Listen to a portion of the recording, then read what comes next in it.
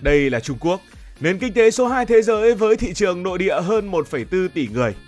Trung Quốc là quốc gia đông dân thứ 2 trên thế giới sau Ấn Độ và họ mới mất ngôi vị này. Còn đây là Mỹ, nền kinh tế số 1 thế giới với hơn 340 triệu người.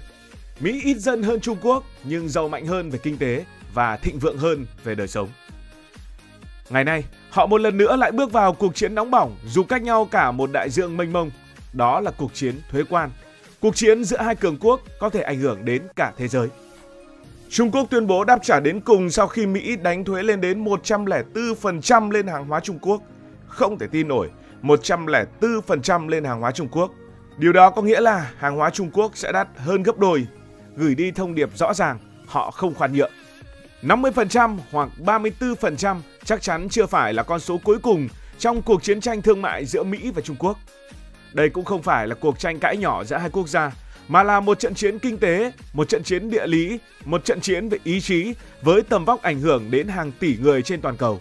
Không chỉ là người Mỹ, không chỉ là người Trung Quốc, mà có thể là cả người Việt Nam. Trung Quốc và Mỹ, hai nền kinh tế hàng đầu thế giới, đang đối đầu trong một cuộc chiến thuế quan khốc liệt, nơi mỗi bên đều tung ra những đòn đánh mạnh mẽ. Từ Việt Nam nhìn ra Biển Đông đến nước Mỹ bên kia Thái Bình Dương, tác động của cuộc chiến này lan rộng khắp mọi nơi. Vậy tại sao Trung Quốc lại quyết tâm chiến đấu đến cùng với Mỹ trong cuộc chiến thuế quan? Địa lý đã định hình câu chuyện này. Trung Quốc là một quốc gia rộng lớn với diện tích hơn 9,6 triệu km vuông, sở hữu những đặc điểm địa lý độc đáo giúp họ trở thành một siêu cường kinh tế. Vùng phía Bắc cung cấp than đá và khí đốt dồi dào, đảm bảo năng lượng cho những nhà máy công nghiệp trên khắp đất nước. Vùng Đồng bằng là một trong những khu vực nông nghiệp trù phú nhất trên hành tinh, sản xuất lúa ngô, nuôi sống hơn 1,4 tỷ dân, dân số lớn thứ nhì trên thế giới. Trong khi đó, những vùng như là Tứ Xuyên hay Nội Mông chứa đựng những mỏ đất hiếm, nguyên liệu cần thiết cho pin xe điện, tua bin gió và công nghệ quân sự hiện đại. Đường bờ biển dài hơn 14.000 km của Trung Quốc cũng là một trong những lợi thế lớn nhất. Những cảng biển như Thượng Hải, Thâm Quyến và Đại Liên hoạt động không ngừng nghỉ, vận chuyển hàng hóa trị giá hàng nghìn tỷ đô la Mỹ mỗi năm ra toàn cầu. Năm 2024, Trung Quốc đã xuất khẩu hơn 500 tỷ hàng hóa sang Mỹ, chiếm gần 20% tổng kim ngạch nhập khẩu của nước này. Từ TV, quần áo đến đồ chơi Giáng sinh, hàng hóa Made in China gần như hiện diện khắp mọi gia đình Mỹ. Thậm chí người ta vẫn nói đùa rằng, ngay cả khi người Mỹ biểu tình để phản đối Trung Quốc, thì những chiếc áo người Mỹ mặc, những khẩu hiệu người Mỹ căng ra trong những cuộc biểu tình này cũng được sản xuất tại chính Trung Quốc. Tuy nhiên, địa lý cũng đặt Trung Quốc vào thế có. Xung quanh Trung Quốc, phần lớn là những đồng minh của Mỹ như là Nhật Bản, Hàn Quốc và Đài Loan. Phía Tây, dãy Himalaya ngăn cách Trung Quốc với Ấn Độ, một đối thủ đang trỗi dậy. Phía Bắc, Nga vừa là đối tác, vừa là mối đe dọa tiềm tàng với Trung Quốc. Khi Tổng thống Donald Trump áp thuế 104%, ông nhắm vào con đường xuất khẩu chính của Trung Quốc qua Thái Bình Dương, nơi hàng hóa chảy vào nước Mỹ. Nhưng Trung Quốc không dễ bị cô lập. Vùng đất liền rộng lớn phía Tây là nơi triển khai sáng kiến vành đai và con đường, một mạng lưới đường sắt, đường bộ và cảng biển trị giá hơn 1.000 tỷ đô la Mỹ, kết nối Trung Quốc với hơn 60 quốc gia. Các đoàn tàu từ Tân Cương chạy qua Kazakhstan, Nga để đến châu Âu. Các cảng biển như là Gwadar ở Pakistan hay Peres ở Hy Lạp mở ra những con đường thương mại mới. Và khi Mỹ quay lưng, Trung Quốc có thể chuyển hướng sang châu Phi, Nam Mỹ hoặc Đông Nam Á, nơi những nước trong đó có Việt Nam đang trở thành những thị trường lớn của Trung Quốc. Địa lý không chỉ mang lại thách thức mà còn là công cụ để Trung Quốc chống lại áp lực từ phía Mỹ, một nền tảng để họ quyết chiến đến cùng với Mỹ trong cuộc chiến thuế quan.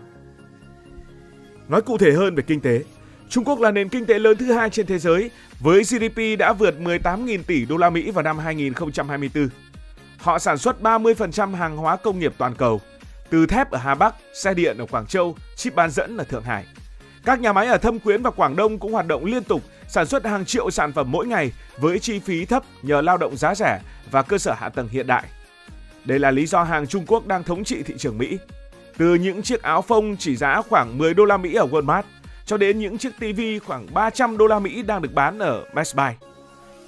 Nhờ mối quan hệ kinh tế này, nó đã giúp cho Trung Quốc, nó giúp cho Mỹ, nhưng nó cũng là một con dao hai lưỡi. Mỹ với dân số hơn 340 triệu người và sức mua khổng lồ là thị trường tiêu thụ lớn của Trung Quốc. Khi ông Trump công bố kế hoạch áp thuế 50%, hàng hóa Trung Quốc sẽ tăng đáng kể. Giá ở đây sẽ thay đổi. Một chiếc áo phông đang 10 đô la Mỹ có thể tăng lên 15 đô la Mỹ. Một chiếc TV đang 300 đô la Mỹ nhảy lên 450 đô la Mỹ.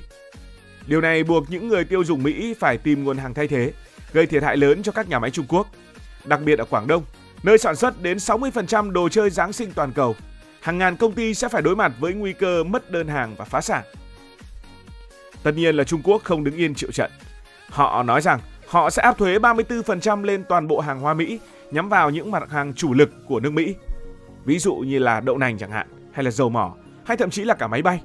Những sản phẩm trị giá hàng tỷ đô la Mỹ mỗi năm giờ đây trở nên đắt đỏ hơn khi bước vào thị trường Trung Quốc. Hãy lấy ví dụ về đậu nành. Năm 2024, Trung Quốc đã nhập khẩu hơn 30 tỷ đô la Mỹ đậu nành từ Mỹ. Nhưng bây giờ với mức thuế mới, giá đậu nành sẽ tăng vọt và Trung Quốc sẽ cần tìm những thị trường mới. Họ có thể chuyển sang mua từ Brazil và Argentina với giá rẻ hơn khoảng 20%. Đây là đòn phản công kinh tế rõ ràng. Nếu mà Mỹ làm tổn thương Trung Quốc có thể cũng khiến Mỹ phải trả giá.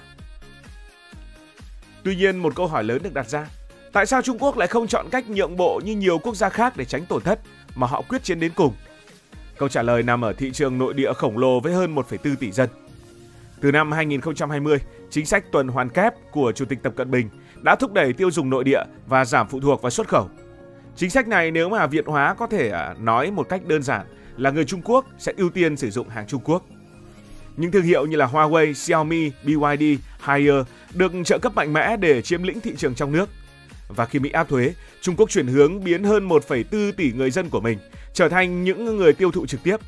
Họ có thể mất thị trường Mỹ trong ngắn hạn nhưng vẫn duy trì được sự ổn định nhờ sức mua nội địa với một dân số khổng lồ. Nhìn lại và nghĩ cho thật kỹ thì địa lý và kinh tế cũng chỉ là một phần của câu chuyện. Để hiểu tại sao Trung Quốc quyết tâm chiến tới cùng với Mỹ, cần nhìn vào yếu tố lịch sử và lòng kiêu hãnh dân tộc. Từ thời nhà Hán cách đây cả 2.000 năm, Trung Quốc đã tự xem mình là Trung Hoa, là trung tâm của thế giới. Con đường tơ lụa cổ đại, nối liền Trường An với La Mã sau này đã trở thành biểu tượng của sự thịnh vượng và ảnh hưởng. Nhưng đến thế kỷ thứ 19, họ phải chịu thế kỷ nhục nhã khi Anh, Pháp và Nhật xâu xé lãnh thổ. Ký ức đó vẫn in sâu trong tâm trí người Trung Quốc và ngày nay họ quyết tâm không để lịch sử ấy lặp lại. Trung Quốc lo ngại sẽ mất đi vị thế siêu cường mà họ đã xây dựng trong những thập kỷ vừa qua. Họ cũng nhìn xa hơn hiện đại, bởi vì họ đang dẫn đầu thế giới về một số lĩnh vực như là công nghệ 5G, trí tuệ nhân tạo và xe điện. Huawei cung cấp mạng 5G cho hơn 50 quốc gia. BYD vượt Tesla về doanh số xe điện vào năm 2024. Nếu Trung Quốc thua trong cuộc chiến thuế quan, giấc mơ vượt qua Mỹ để trở thành nền kinh tế số 1 thế giới mà họ đặt ra vào năm 2035 sẽ tan biến. Tất nhiên, cái giá mà Trung Quốc phải trả sẽ không hề nhỏ. Tại Thâm Quyến và Quảng Đông, hàng trăm nhà máy nhỏ đóng cửa do mất đơn hàng từ Mỹ. Hàng triệu công nhân tại những nơi khác cùng nơi này sẽ phải đối mặt với nguy cơ thất nghiệp, gây áp lực lên chính quyền Trung Quốc. Cuộc chiến thuế quan 2025 không chỉ là cuộc đối đầu giữa những con số, mà còn ảnh hưởng sâu rộng đến đời sống kinh tế và xã hội ở cả hai quốc gia. Ở Trung Quốc, các khu công nghiệp lớn như Thâm Quyến và Quảng Đông chứng kiến sự suy giảm nghiêm trọng trong sản xuất. Những nhà máy từng hoạt động 24/7 để xuất hàng sang Mỹ giờ sẽ phải cắt giảm công suất hoặc đóng cửa hoàn toàn. Hàng triệu lao động nhập cư từ những tỉnh nghèo như là Hồ Nam hay An Huy mất việc làm, buộc phải trở về quê hoặc tìm cách xoay sở ở những thành phố lớn.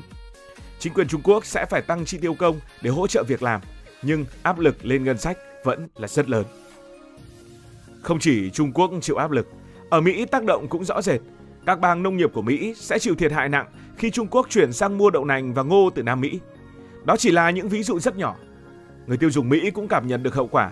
Giá hàng hóa tăng cao làm giảm sức mua, đặc biệt trong bối cảnh lạm phát vốn là vấn đề từ sau đại dịch. Trên bình diện quốc tế, cuộc chiến thuế quan giữa Mỹ và Trung Quốc sẽ làm thay đổi chuỗi cung ứng toàn cầu. Các nước như Việt Nam, Ấn Độ và Mexico trở thành điểm đến mới cho các công ty rời Trung Quốc. Nhưng các nước này cũng không thể tránh khỏi cuộc chiến từ Mỹ. Và họ cũng không phải lúc nào đủ khả năng thay thế hoàn toàn vị trí công xưởng thế giới của Trung Quốc. Châu Âu vốn phụ thuộc vào cả Mỹ và Trung Quốc, giờ rơi phải thế khó khi phải chọn phe trong cuộc xung đột kinh tế này.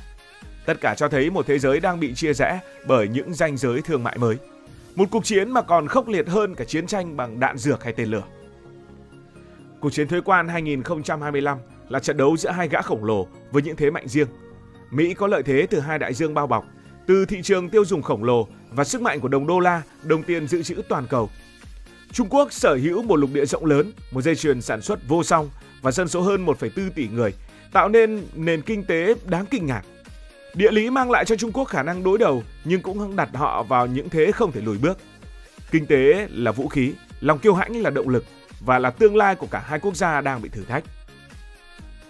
Ngày nay, ở chính thời điểm này, tại Thượng Hải, các con tàu container vẫn rời cảng mang hàng hóa đến những thị trường mới. Ở Los Angeles, xe tải chở hàng Mỹ vẫn tiếp tục lăn bánh dù giá cả đã thay đổi.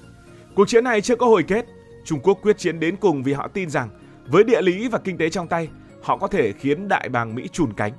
Nhưng Mỹ không phải đối thủ dễ đối phó. Họ có tài chính, công nghệ và một mạng lưới đồng minh mạnh mẽ, từ Nhật Bản đến châu Âu rồi nhiều quốc gia khác nữa. Ai sẽ thắng?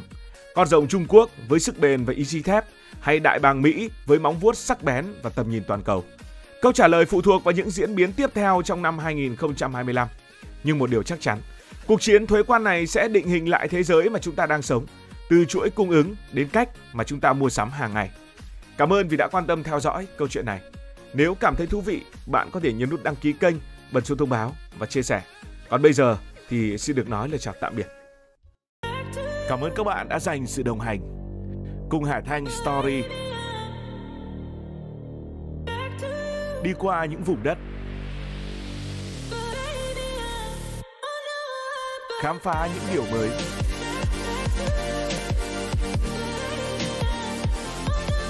Đừng ngần ngại, hãy để lại những góp ý và xin được hẹn gặp lại.